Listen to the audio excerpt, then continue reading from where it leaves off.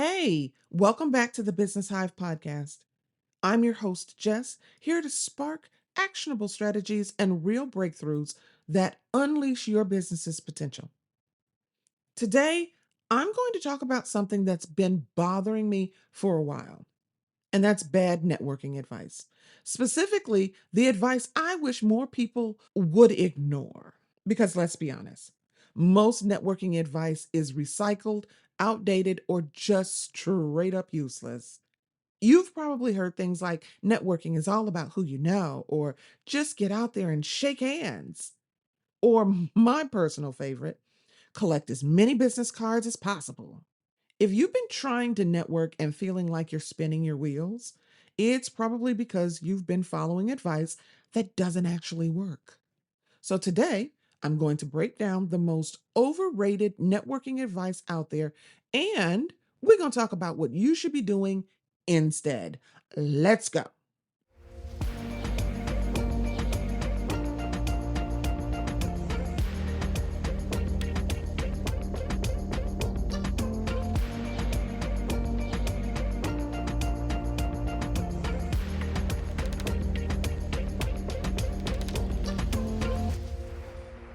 Bad advice number one: you have to be at every networking event. This is the classic hustle culture networking myth.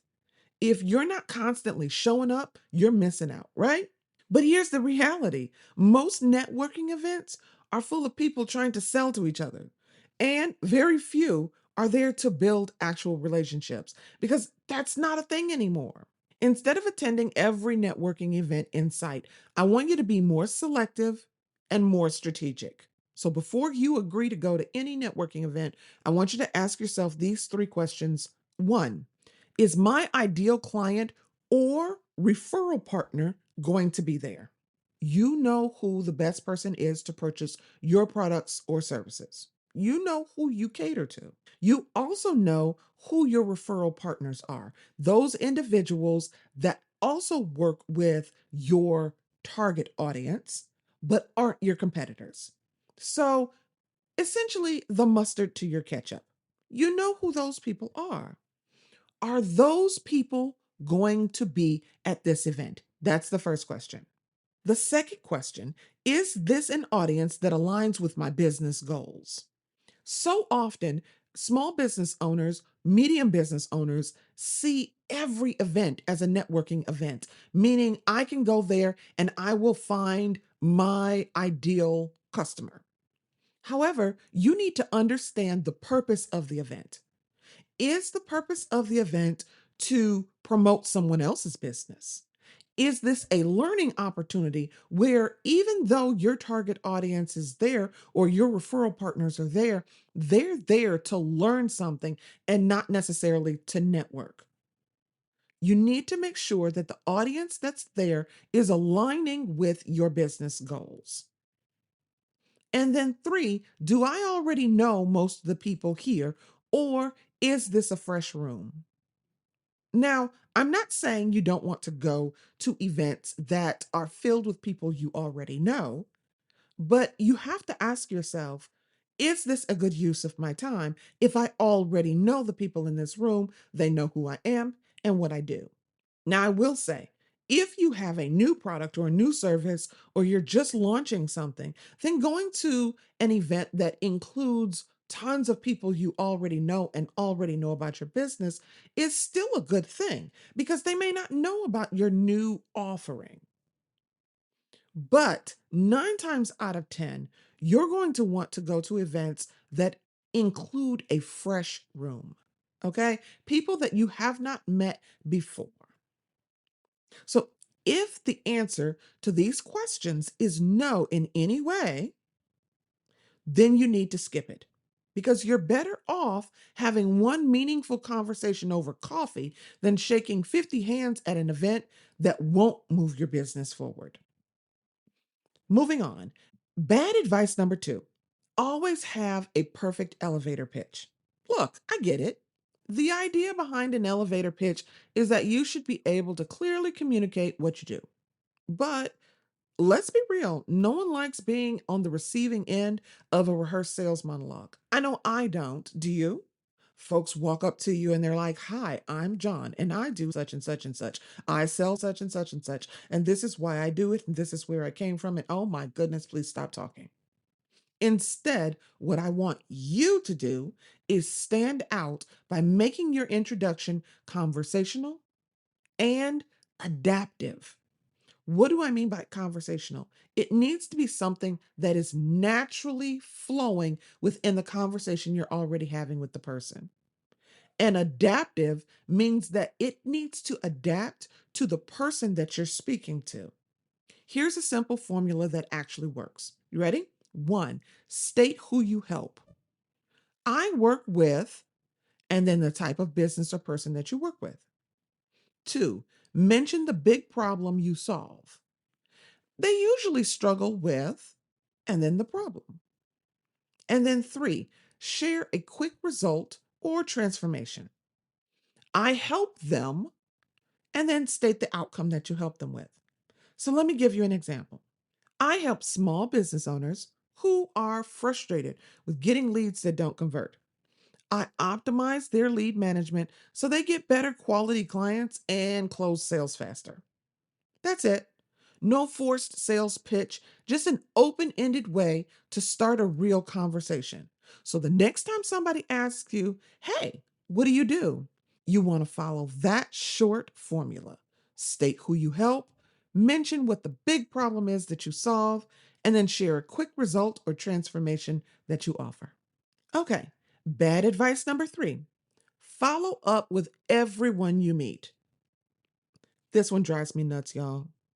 Not every person you meet is worth a follow up. Not every person you meet is worth a follow up. I'm all for building relationships, but let's be strategic about this. You're a small business owner. You are your own marketing person, your own finance person. You are your own salesperson. You clean the bathrooms. You cook the food. You do all of it.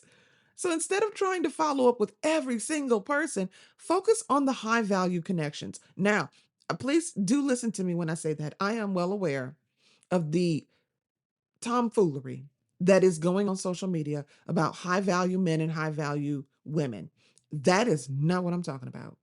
A high value connection means how valuable that connection is to your business, not the value of the human being. All humans are valuable. End of discussion. So that's not a discussion we're going to have. Okay? All right. Here's how to decide if a connection is of a higher value for your business. One, did the conversation feel natural and engaging? Did it feel like you had this connection with the person? Or did it feel forced? Because if it felt forced and a little awkward, it's probably not a great fit. Two, is there mutual benefit? Now, I know a lot of times if you're as a client, you think to yourself, I mean, I'm selling to them. What's the benefit? The benefit is your product or service. Did they have a problem that you could solve? Or were they a referral partner that you could also refer people to? If they're a potential client or a referral source or a valuable connection, is there not just something they can do for you, but is there something you can do for them? And then, third, do they seem genuinely interested in continuing the conversation? Now, this is a part where you're going to have to read the person. And I know for some folks, this is very difficult. Reading people is a skill that you're going to have to learn in business. And this is not something that you're going to be able to hire out. Just like eventually one day you want to make a lot of money so you can hire somebody to do your finances and hire a VA and hire somebody to do your marketing. And even if you hire a salesperson, that's great. You're still going to need to know how to read people. So I want you to begin honing this skill. So, as you're engaging with this person, does it seem like they genuinely are interested in continuing the conversation with you? The social cues there would be, Oh, I'd love to talk with you more. Or after you tell them about a new service or product that you'll be launching soon, did they say something like, oh, I'd love to learn more about that, or let me know when that drops? If the answer is yes to these, I want you to follow up with something personal and relevant. Please stay away from generic, great to meet you emails. You want this to be personal on a personal level. Reference something specific from the conversation you had and suggest a next step like a virtual coffee or collaboration idea. Okay, bad advice number 4. Networking is all about who you know. This one gets repeated so often that people forget the second half of the equation. It's not just who you know, it's who knows you and trusts you enough to recommend you. You can know 500 people, you can know 5,000 people, but if none of them see you as valuable, it doesn't really matter. The goal isn't to collect contacts, it's to position yourself as someone worth knowing. So instead of obsessing over making new connections, nurture the ones you already have. Reach out, offer value, and stay on their radar. One well placed referral is worth way more than 50 surface level connections at a networking event on a Tuesday evening. All right, bad advice number 5. Networking is just about making connections. Nope.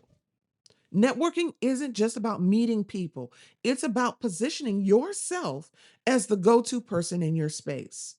I think I told you the story once before of the woman that was in the Facebook group that I was in that didn't believe that networking or coffee chats was a good thing because she felt like it was a waste of her time. And I tried to explain to her that it's about being a connector and being a resource for everyone else, not just finding clients to line your pockets. And she said, I don't want to be a connector. Baby girl, you don't want to be in business. Because businesses that sustain, businesses that stand the test of time, those businesses are the ones that are connectors. They are resources in their own communities. And if that's not what you want to do, then you don't want to be in business. You especially don't want to be in small business. I've said it before. Billionaires aren't simply going to Gstaad, Switzerland because the skiing is amazing. Oh no. They're closing deals. They're merging companies. They're making introductions. Darling, they are arranging marriages. Okay? They are making moves. All the while, small business owners are sitting over on the side talking about, I don't want to do anything for anybody else. That's not the way this works.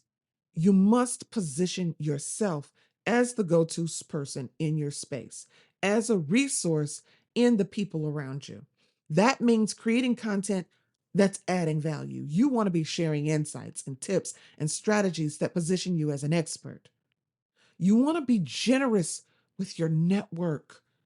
Introduce people to each other, make connections, and help others without expecting immediate returns. And then show up consistently. Be active where your ideal clients and partners are, whether that's LinkedIn, industry groups, alignable, virtual communities. See, networking is a long game. The more you invest in helping others succeed, the more valuable your network becomes. You know me, I love to provide actionable, practical things you can do. So now let's get into that. Here are 3 things you can take action on today, right now. 1, audit your current network. Look at who you already know and see where the real opportunities are. Who can you reconnect with? Who can you add value to? Because remember, it's about providing value and depositing in others before making withdrawals. 2, I want you to ditch the hard sell mentality. Stop going into these networking conversations with a what can I get mindset. Instead, I want you to ask across the board, how can I help? And then 3, I want you to be consistent, not just present. See, networking isn't about showing up once and hoping for magic. You need to stay top of mind by adding value, making connections, and keeping in touch with people who matter.